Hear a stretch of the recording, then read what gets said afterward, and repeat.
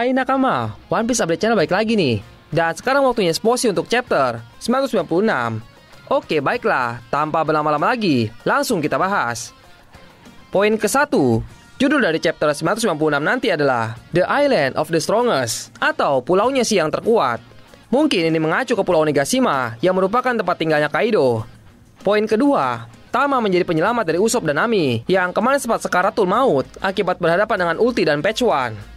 Mereka sekarang melarikan diri dari kedua Tobiropo itu dengan menggunakan Shikomachio. Selain itu ternyata Tama ke Onigashima bersama si Hihimaru atau Babon yang di awal Aquano Tama jinakan. Otama memerintahkan Hihimaru untuk menghalangi dua kakak beradik Ulti dan Patch One.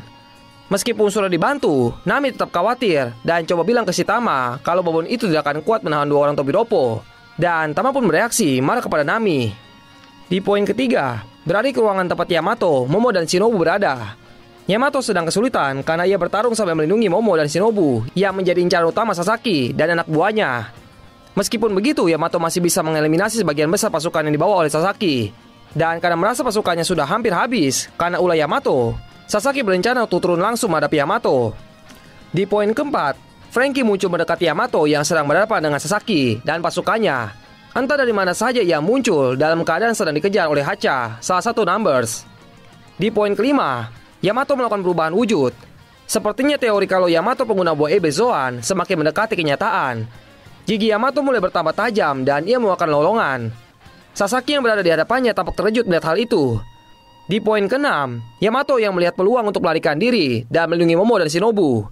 Semenjak ia melihat si Franky, ia langsung melompat dan ia mendapatkan serangan yang disebut Narikabura, semacam shockwave ke arah Hacha. Hanya sekali serang saja Hacha pun tergeletak di tanah. Kemudian sambil menjauh, si Yamato sempat berkata kepada Franky kalau ia menyerahkan Sasaki dan pasukannya kepada Franky karena ia telah diamanatkan oleh Luffy harus melindungi Momonosuke dan Shinobu. Di poin ketujuh, Yamato berkata kepada Momonosuke, "Kamu harus terus hidup. Kamu adalah orang yang ditakdirkan membawa Fajar ke dunia ini." Di poin ke-8, beralih ke tempat Lau berada. Dirinya ternyata sedang berada di lantai kedua bawah tanahnya Kastil Kaido.